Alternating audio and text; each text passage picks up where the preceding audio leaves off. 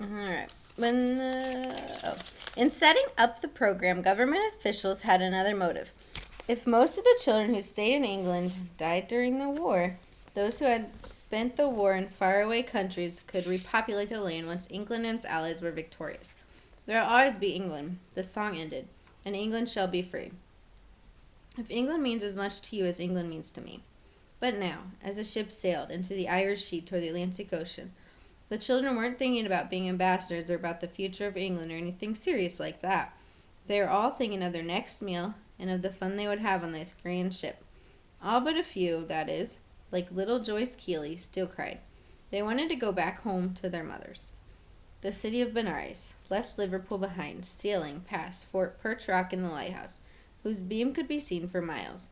There had been a gale reported in the Irish Sea, and when the ship reached open water, the winds blew strong and the waves got high and higher.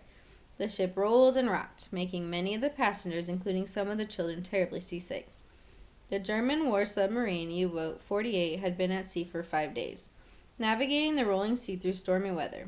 On the same day that the Benares set sail, the U-boat commander ordered a dive. He wanted to give his crew a break from the bad weather. The radio engineer entered this into his log that night per usual, and the U-boat crew had a warm meal in relief from the storm and the calm waters beneath the surface. On the Benares, the children weren't seasick, who got their sea leg quickly, ran about the rolling ship, exploring. And soon the seas calmed down and most of the children became used to the gentler rocking. Marjorie Day, the head escort, established a routine for the Corps of children. There were regular school lessons, though these were not mandatory. The escorts also taught the children about Canada so that they might know more about the land where they were going to live. And some of the escorts led special activities scheduled around everyone's favorite thing, the meals. Mary Cornish, whom all the children now loved and called Auntie Mary, formed a chorus. Most of the girls enjoyed the chorus. Most of the boys did not. Sybil Gilliat Smith, 25, was an artist and art teacher.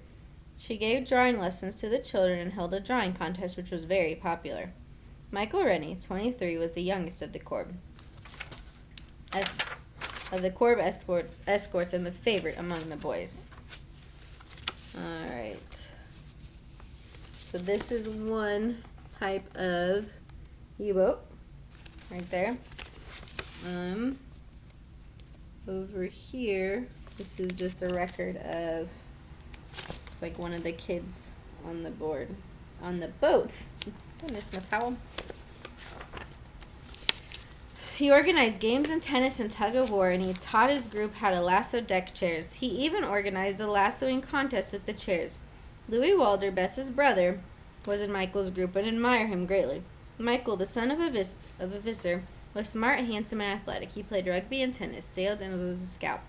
He also was a genius at mechanical things, especially with cars, which he loved. His favorite things was to fix up old cars and race them against expensive new ones. When he was in high school, he kept an old junker behind his house. Michael had planned to be an engineer, and he already had interest from a car maker in something he had invented and patented, a device that made a car unusable to anyone but its owner. But when someone he admired, a priest and housing reformer named Basil Jealousoi, died, Michael heard a calling to the church. So after this voyage, when he returned home to North London, he would be off to divinity school. But now he concentrated on entertaining the Corps boys. Luckily for them, he was great with younger children. He had been a monitor at his boarding school, and the younger boys there had loved him for his laugh and his understanding. One of those students wrote in a tribute later that he had modeled himself after Michael Rennie. Michael, Mary, Sybil, and the other escorts also became bankers. Most of the children had a little pocket money from their parents to spend, both on the ship and once they arrived in Canada. But it was difficult not to spend it all at once, so it was soon decided that the adults better handle it. The children gave their money to their escort, who wrote down in a book exactly how much each child had. If a child wanted to buy a bar of chocolate, Louis Walder adored chocolate. His favorite was Cadbury Dairy Milk or some boiled sweets, hard candy, or an ice pop from the ship's canteen. The child would run to the escort and ask for the amount needed. The escort would dole out the child's money and mark down how much was taken. At the end of the trip, all the unspent money would be given back to the child to use in Canada. Some children already had plans for spending it there, especially on their birthdays. They wanted big, creamy birthday cakes, and one boy knew that there would be a pony he could ride near his new home in Canada, so his pocket money was going to that. Later, after disaster struck, this pocket money would become a huge concern for 6 of the boys. There was even more excitement. The children would be in a movie. A glamorous woman named Ruby Grierson had been hanging around with them on board. Ruby was making a documentary film about the Corps children for the Canadian government. Many of the children were eager to be near her, and not only to get in the film, she looked like a movie star herself, with her movie camera, a cigarette dangling from her lips, and a beret on her head. She walked around the ship wearing trousers, not a dress or skirt, very unusual for a woman in 1940. Ruby filmed the children as they ate, played, sang, and sat for lessons. One of the other passengers on the ship, Arthur Wimperis, worked in the movies too. He was a screenwriter on his way to Hollywood to help write a script for a movie based on the popular novel Mrs. Miniver, about the life of a British woman just before the war. In the movie, the war would play a big part, and a young girl at the height of her loveliness would die. Now, on the ship, Wimperis watched the Corps children run around, sit for lessons, and play. Most of the Corps boys didn't sit still for long. When they weren't in unstructured activities, or even if they were meant to be, they ran around the ship. They weren't really supposed to, but the crew didn't mind. The boys loved to watch the sailors at their various tasks, cleaning and checking equipment, arranging supplies, sifting lentils, washing rice. The sailors were as strong and admirable as any movie hero or the ranchers the boys hoped to see in Canada. The sailors coiled and uncoiled the lines, ropes as thick as fire hoses, heavy as metal, as if they were mere jump ropes. The boys watched and asked questions. Jack Keeley was the one who asked a lot of questions. The boys also loved to look over the rails at the other boats in the convoy and wave. Sometimes the sailors on other boats waved back. Johnny Baker got a reputation as the boy who kept getting lost. He ran around the ship so fast that his 12-year-old brother Bobby couldn't stay with him. Or maybe he just gave up.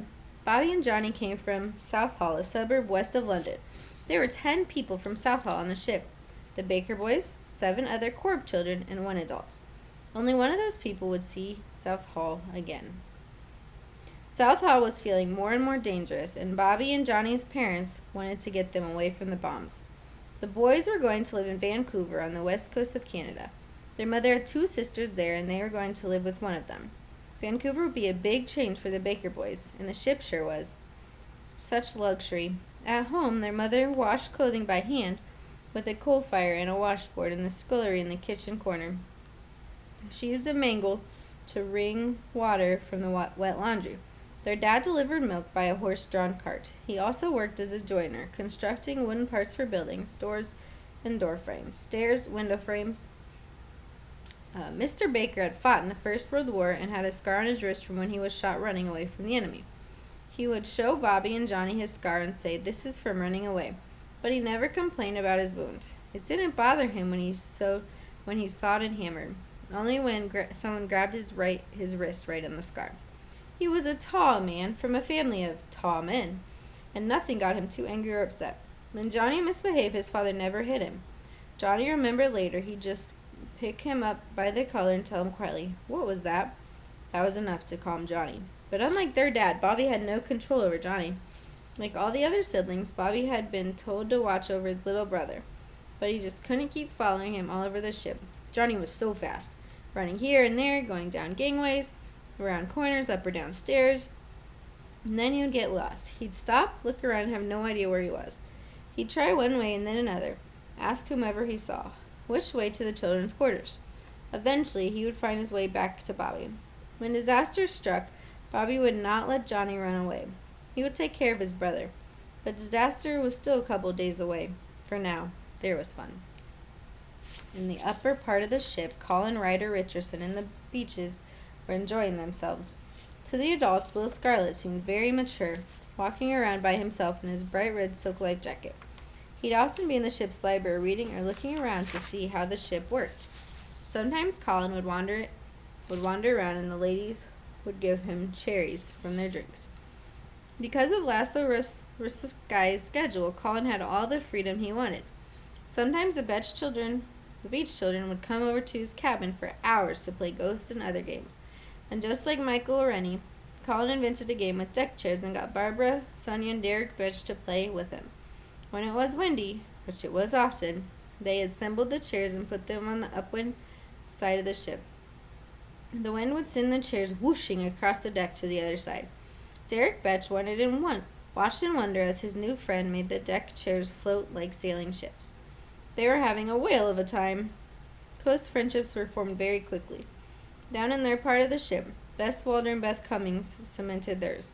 When they weren't helping to take care of the young girls, they snuck away to a special nook they'd found near the children's playroom.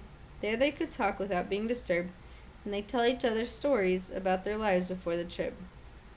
Back at home, Bess had gotten into a little trouble with her parents. She was a serious girl and determined, so when she saw that because of the war young women were working, she decided she would quit school and try to get a job. One morning, instead of going to school, she went to the local labor exchange. She asked for a job, not realizing she'd given herself away as too young to work by wearing her school uniform, complete with blazer, Panama hat, and book bag. The people at the office saw the uniform, called the school, and found her parents. Her father came and got her. Bess was mostly an obedient girl and responsible. That's why she was feeling guilty about her brother. Actually, she was having very mixed feelings about Louis. She was not watching out for him, as her father had asked. She did see him at mealtimes, and he seemed to be doing just fine. But she felt selfish because it was actually a relief not to have to supervise him. Rambunctious boy that he was. Before too long, this guilt would come to haunt her, and maybe even save her life. In contrast, Beth didn't have mixed feelings about anything. She knew she was in the right place. She would be safe and her mother wouldn't have to worry about her. Beth was carefree and happy. So far, nothing had held her back from simply enjoying the trip. So it sounds like there's something big going to happen. There's a lot of foreshadowing kind of in this chapter about something good not happening. So we'll have to wait till after spring break to hear what happens next.